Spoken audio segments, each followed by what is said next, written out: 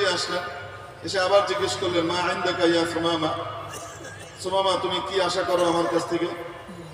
তো হযরত সুমামা রাদিয়াল্লাহু তাআলা আফওয়ান, সুমামা সাহাবীদের আশপাশে যে মসজিদে যে সাহাবীরা ছিলেন মুসলমান, এদের আচার আচরণ দেখেছে এবং দেখে ওনার ভিতরে যে বিশ্বাস জন্মেছে, এরা রক্ত পিপাসু না। এতদিন যে শুনেছি এরা রক্ত পিপাসু, এরা রক্ত পিপাসু না, এরা তো অনেক ভালো মানুষ।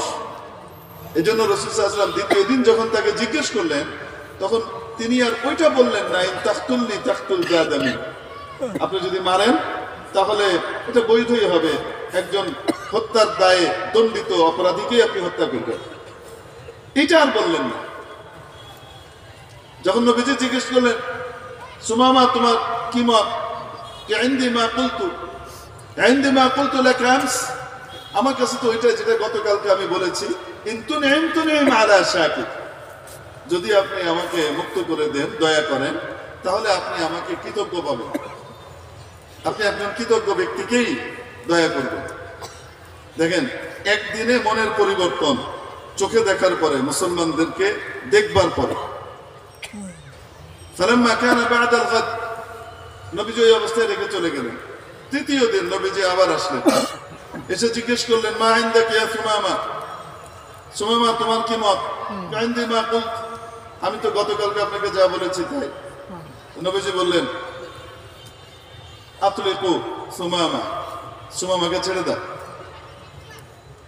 না কোনো পয়সা নিলেন, না কোনো প্রতিশোধ নিলেন, না কোনো কিছু করলেন, না বিনিময় নিলেন, কিছুই না। কি করলেন? বললেন সুমামাকে মুক্ত করে দাও। সুমামা মুক্ত হবার পরে খারাজা মিনাল মসজিদ, মসজিদ থেকে বের হলেন, বাহিরে একটি কুয়ার কাছে গেলেন, একটি বাগানে, এবং সেখানে গিয়ে ইগতাসাল, গোসল করলেন। এরপরে মসজিদে প্রবেশ করলেন। প্রবেশ করে নবীজির সামনে এসে বললেন, আশহাদু আন লা ইলাহা ইল্লাল্লাহ ওয়া আশহাদু আন্না মুহাম্মাদান রাসূলুল্লাহ, আমি সাক্ষ্য দিচ্ছি আল্লাহ ছাড়া আর কোনো মাবুদ নাই, আমি সাক্ষ্য দিচ্ছি মুহাম্মদ আল্লাহর রাসূল। মুসলমান হয়ে গেলেন। মুসলমান হওয়ার পরে নবীজিকে বললেন, ওয়াল্লাহি ইয়া মুহাম্মদ, হে মুহাম্মদ সাল্লাল্লাহু আলাইহি সাল্লাম, মা কানা আলা ওয়াজহিল আরদি ওয়াজহুন আবগাদা ইলাইয়া মিন ওয়াজহিক, পৃথিবীতে সবচেয়ে ঘৃণিত নিকৃষ্ট চেহারা আমার কাছে ছিল আপনার চেহারাটা। ফাকাদ আসবাহা ওয়াজহুকা আহাব্বাল ওয়ুজুহি ইলাইয়া, আর আজকে আপনার চেহারাটা আমার কাছে পৃথিবীর সবচেয়ে প্রিয় চেহারায় পরিণত হয়েছে। ওয়াল্লাহি, খোদার কসম, আল্লাহর শপথ করে বলছি, মা কানা মিন দীনিন আবগাদা ইলাইয়া মিন দীনিক, পৃথিবীতে এমন কোন ধর্ম ছিল না যেটা আপনার ধর্মের চেয়ে ঘৃণিত আমার কাছে ছিল, অর্থাৎ আপনার ধর্মটা আমার কাছে সবচেয়ে ঘৃণিত পচা ধর্ম ছিল, আর আজকে আপনার ধর্মটাই আমার কাছে পৃথিবীর সবচেয়ে প্রিয় ধর্মে পরিণত হয়েছে। খোদার কসম, মা কানা আলা ওয়াজহিল আরদি মিন বালাদিন আবগাদা ইলাইয়া মিন বালাদিক, পৃথিবীতে যত নগর ছিল, যত শহর ছিল, সবচেয়ে ঘৃণিত নগর আর শহর দেশ আপনারটা আমার কাছে ছিল। ফাকাদ আসবাহা বালাদুকা আহাব্বাল বিলাদি ইলাইয়া, আজকে আপনার এই দেশটা আমার কাছে সবচেয়ে প্রিয় দেশ, সবচেয়ে প্রিয় অঞ্চল। এই কথা বললেন, বলে তারপরে নবীজির কাছে উমরার অনুমতি চাইলেন। নবীজি তাকে সুসংবাদ দিলেন, ফাবাশশারাহু নবী সাল্লাল্লাহু আলাইহি সাল্লাম, এবং আমারাহু আন ইয়াতামির, তাকে উমরার আদেশ দিলেন। ঠিক আছে, যাও তুমি উমরা করো। মুসলমান হয়েছেন কবে? কবে হয়েছে? গতকাল না এখন? এখন মুসলমান হয়েছেন, আর কোথায় যেতে চাচ্ছেন? উমরায় যেতে চাচ্ছেন। নবীজি অনুমতি দিলেন। যেতে বেশি চেয়ে বেশি 8 দিন 10 দিন লেগেছে, তার মানে 10 দিনের মুসলমান। ওখানে যাওয়ার পরে মক্কায় কারোর সাথে দেখা গেল, কেউ বলল, সবাউটা, তোমার তো চেতনা নষ্ট হয়ে গেছে, তুমি তো নষ্ট হয়ে গেছো। চেতনা কি হয়ে গেছে? আমাদের দেশে কিছু চেতনা বাস ছিল না, মুক্তিযুদ্ধ বেঁচে খাইতো না কেন?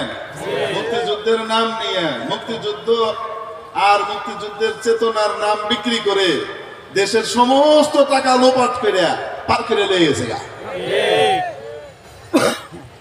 এই হলো, এই জন্য এদেরকে আমি মুক্তিযুদ্ধের চেতনাওয়ালা বলি না, এদেরকে আমরা বলি মুক্তিযুদ্ধের চেতনাবাজ, দাঙ্গাবাজ, চান্দাবাজ, চেতনাবাজ। এরা ছিল চেতনাবাজ। ওই চেতনাবাজরা হুজুরদেরকে দেখলে, দাড়ি টুপিওয়ালাদেরকে দেখলে, নীতিবান অফিসারকে দেখলে, একজন নীতিবান দিনদার অফিসার, সরকারি কর্মকর্তা যে ঘুষ খায় না, দুর্নীতি করে না, উল্টাপাল্টা করে না, তাকে দেখলে কি বলে? ও তো জঙ্গিদের খাতায় নাম লিখিয়েছি, রাজাকারের বাচ্চা হতে যাচ্ছে। বুঝেন নাই মনে হয়? দেশের সম্পদ দেশে রাখে, দেশের সম্পদ দেশে রাখে, নিজেকেও দেশের সম্পদে পরিণত করেছে। এরকম লোককে বলতো রাজাকার, জঙ্গি। কারা বলতো? চেতনা নষ্ট হয়ে গেছে।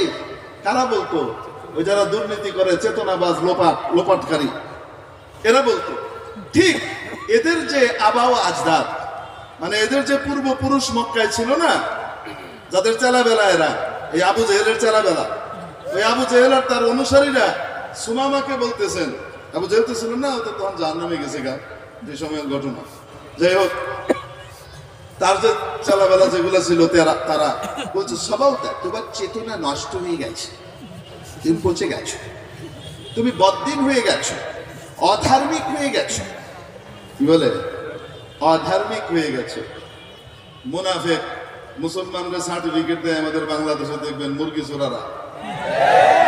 ইসলাম শেখায়, ইসলাম শান্তি ধর্ম, আমি নামাজ পড়ি, রোজা রাখি, আমি হজ করি, আমাকে নাস্তিক বলছে। বেটা তোরা তো কম কইছে,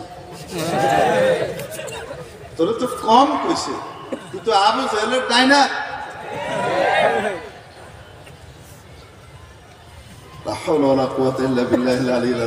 এরা সার্টিফিকেট দিত, কে আসল মুসলমান, কে নকল মুসলমান, কে আসল হুজুর, কে নকল হুজুর।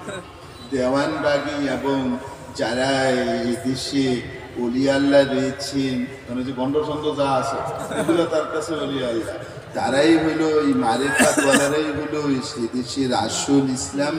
আর এই হেফাজত, তারপরে জামাত হেফাজত, আরো এই মোল্লারা যারা রয়েছে, এরা সব হলো এদেশে বিকৃত ইসলাম প্রচারকারী।